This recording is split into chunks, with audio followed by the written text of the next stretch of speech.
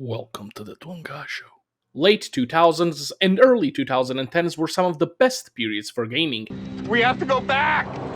and you can't change my mind. The amount of absolutely colossal titles that were being released in those years was a major nostalgia fuel that filled my unremarkable teenage brain with constant dopamine. I was happy back then, indulging in complacency, thwarted only by an occasional shit and piss during long periods of gaming. For now, it is a different scenario. Machinations advancing in unexpected ways, depriving me of brain dead toilet moments, and now thoughts flee to obligations and future endeavors. Even then, in the corner of your eye, you may find meaning and you may find love. And do you really need anything after that?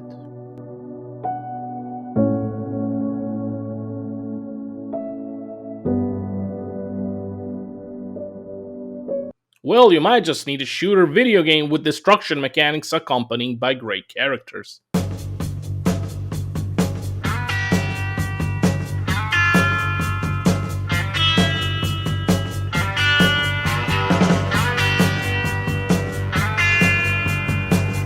We have something to show you.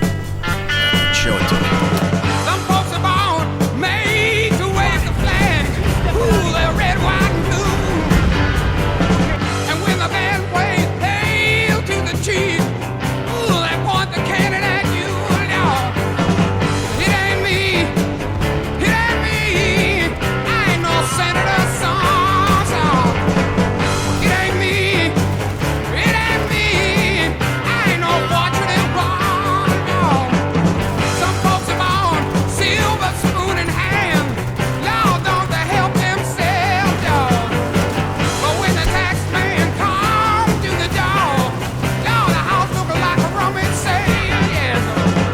It ain't me. It ain't me. I ain't no millionaire son, no, no. It ain't me. It ain't me. I ain't no fortunate one, no.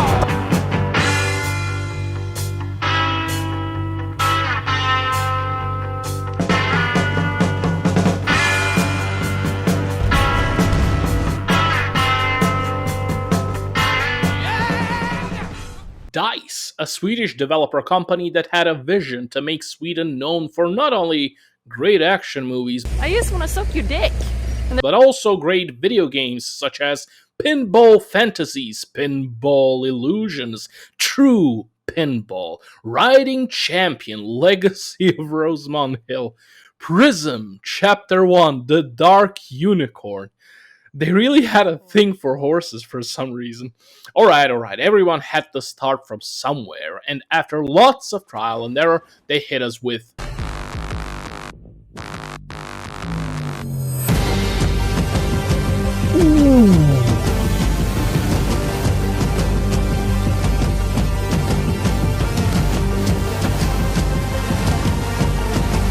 fucking A.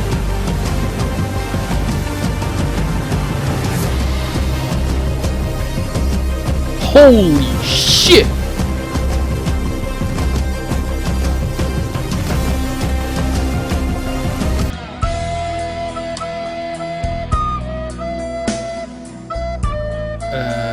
Yay?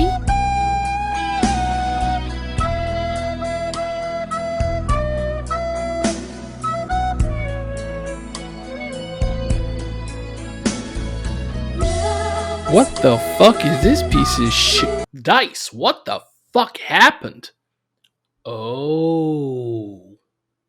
Because we're so out of our minds with desperation, we don't know any better. All we know is fake fodder and buying shit. That's how we speak to each other, how we express ourselves is buying shit. What, I have a dream. The peak of our dreams is a new hat for our doppel. A hat that doesn't exist.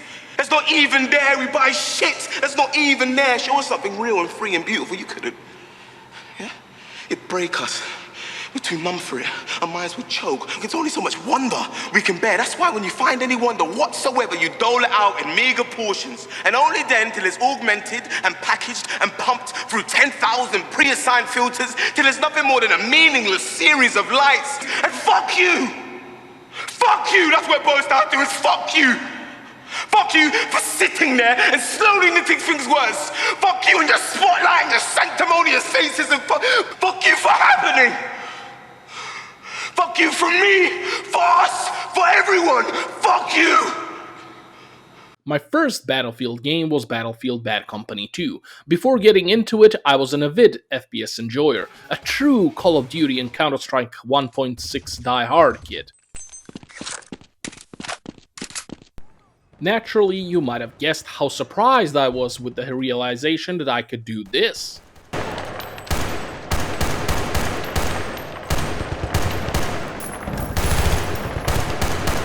Holy fucking shit! Call of Duty does not have that, neither has Counter-Strike. Destruction mechanics coupled with an okay story and great characters made Battlefield Bad Company 2 an unforgettable experience. To get some things out of the way, as of December 2023, this game got its servers shut down and was delisted from digital storefronts, meaning you can't buy it and play the campaign or online at all. But for all of you hoping to see some light at the end of a tunnel, there is a so-called Project Rome. Go look it up. They might find some answers for you. Or you can be like me and just have bad company who can direct you to more direct sources for abandonware. For that reason, I will cover the campaign experience only. The campaign is acceptable. That's what they say. That's what they say. That's what they say. What do you think? But where the game truly shines is in its band of brothers in arms. Damn, I love these guys. True heartbreakers and life take... No. That sentence is reserved for only the best of the best. We will get to them eventually. Besides these cool characters, the gunplay was also acceptable and was paired with the aforementioned destruction mechanics. I will never forget the feeling of hiding behind a wall, feeling safe, and then...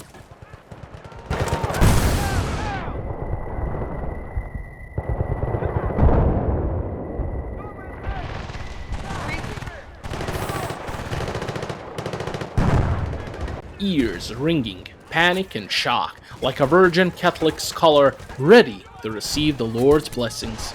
I was just not ready for this. Look at this from my perspective. Up until that moment, a brick wall, a fucking house, represented an impenetrable shield that will always save my ass. This was the first FPS that blew those childlike securities and took a big dump on them. It was riveting. I loved it and soon enough embraced the chaos with it.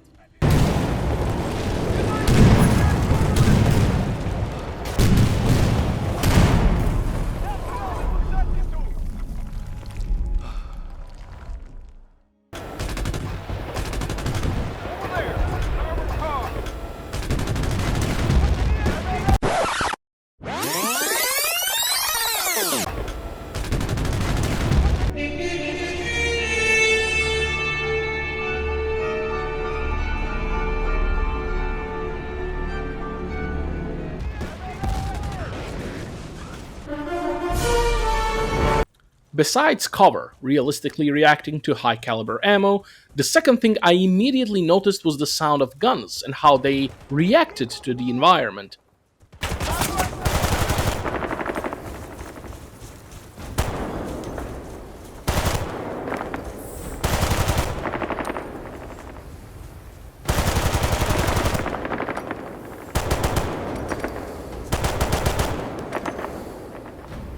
Now, I never fired a gun in real life. Now, if you want on this 44 Magnum, you can shoot it single action. The next like trigger pull. Did you mean to do that? Yeah. But I think this is how they would sound like when fired out in the open. It was immersive and appealing to a 13-year-old kid. The story is simple. The very first mission is sort of a prologue to current events. You were tasked to exfiltrate a Japanese scientist during World War II. Stop!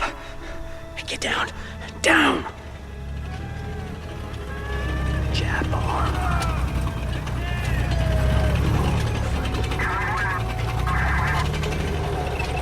Of course, the mission goes awry and a secret weapon detonates, bringing everything to a halt. History became legend, and legend became myth. And for 66 years, no one heard about this secret weapon. Until your boys find it and try to prevent a world catastrophic event. I'm not ready to make nice. And I'm not ready to back down. I'm in. Alright, here it is. You play as Private Preston Marlowe, accompanied by Terence Sweetwater, George Haggard, and their Sergeant Samuel Redford. The enemy is, drumroll please, The Russians. They're invading. Russians invade Europe, and your company of tough guys is tasked with finding a secret weapon that can change the course of the war. As it stands with shooter games, you will visit many common JRPG locations, such as snowy mountain passes, lush forests, and desert regions, while gradually watching the story being unveiled in a form of a cutscene. Found out plenty. The dummy weapon was just part of it. Then these guys showed up. They got all your intel? Yeah. No backups? Where?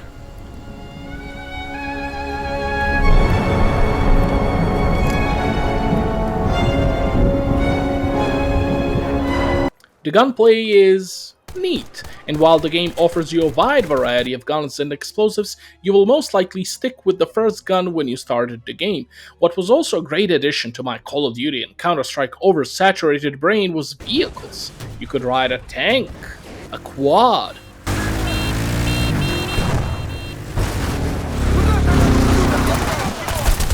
a car,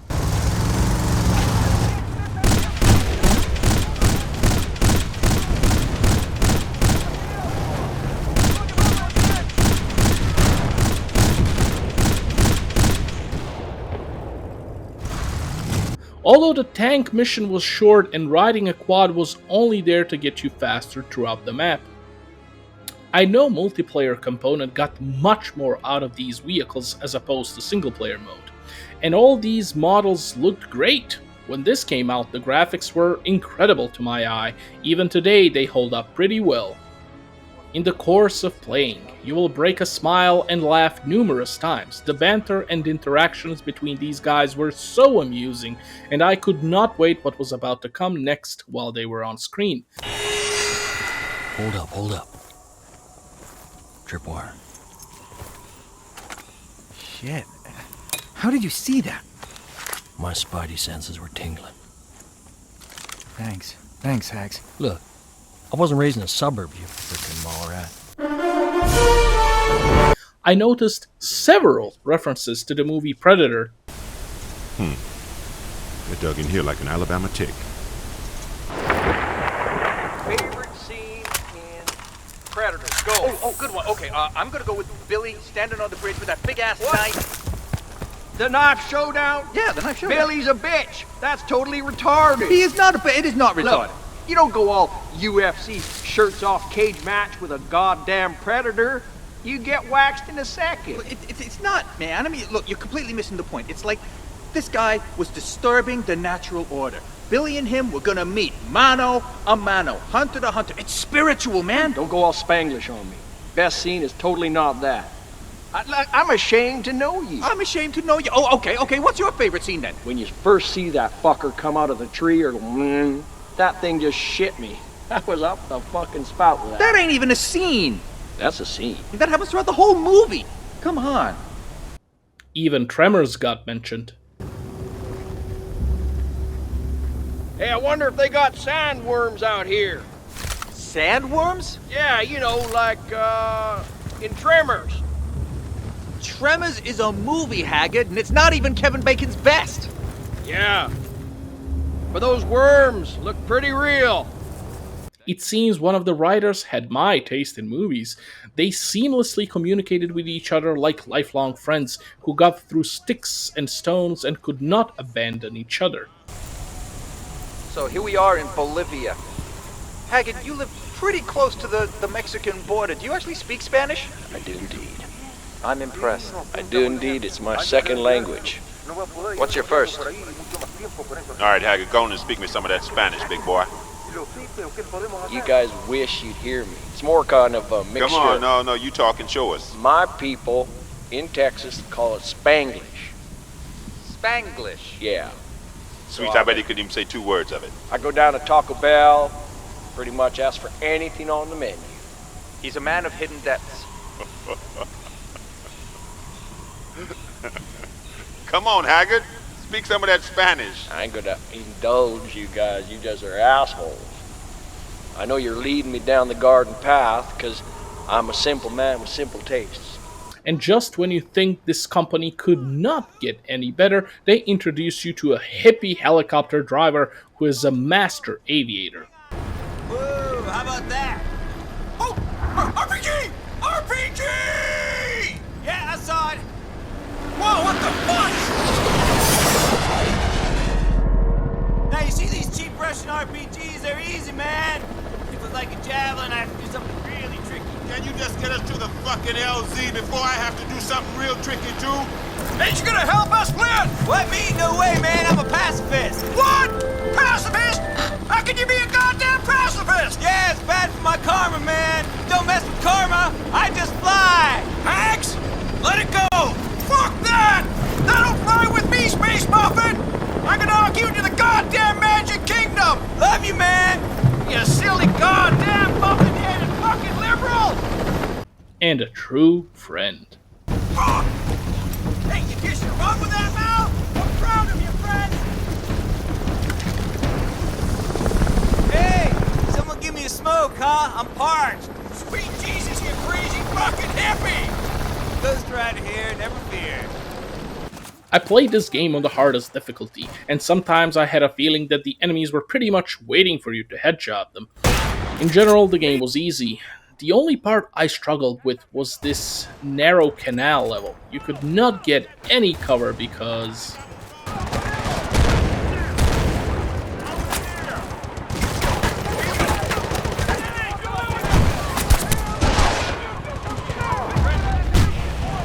Your team eventually finds the secret world-ending weapon, and in good 90s action movie fashion, your team gets betrayed by their own guy, and the hippie sacrifices himself to get you out of a bad situation. Seeing as all hope is lost, your team realizes there is only one way to do this. The true way. Hags, come on now. If you leave, no more T-bone steaks, man. Yeah. No more buying AR-15 ammo at the mall. The best way. No more shooting trespassers on your porch. No more biscuits and gravy. No more Super Bowl Sundays. No more Dallas Cowboys cheerleaders. Shit. The American way. What the fuck is a kilometer? That's Tor. Get out of the way! I gotta save me some cheerleaders. So, after saving the day and killing the guy responsible, you are being informed of another task. Sir, we just blew up that fucking ultimate weapon of theirs. P.S. Invasion canceled, sir. Not here. They're coming in through Alaska. Alaska? Indicating Battlefield Bad Company 3. The game is littered with bugs, by the way. Alright, enough of this sneaky shit. That's it. Move up. Some of them were game-breaking, like this example here, where I could literally not advance further since the map is grayed out and I'm not supposed to be there, yet even though I was. The very first mission began with a bug.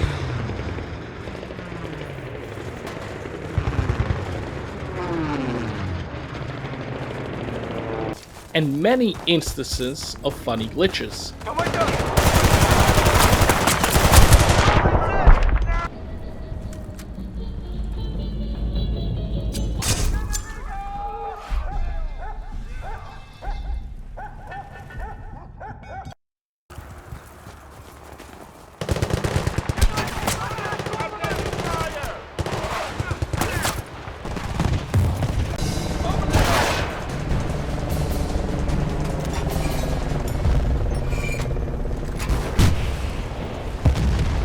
I need to sit down. One of the funniest ones was how doors on some vehicles just could not stop ragdolling, even in cutscenes. Alright, we're gonna get this guy and go home.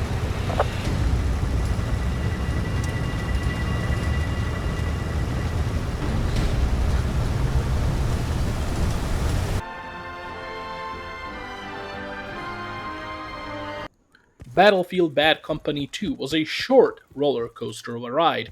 This was peak DICE development, and I think they cannot recreate this kind of magic nowadays. Luckily, this thing's mostly broken as is and real easy to hack. Yeah. God bless the French. Okay. Now we need to get the data server from inside that thing.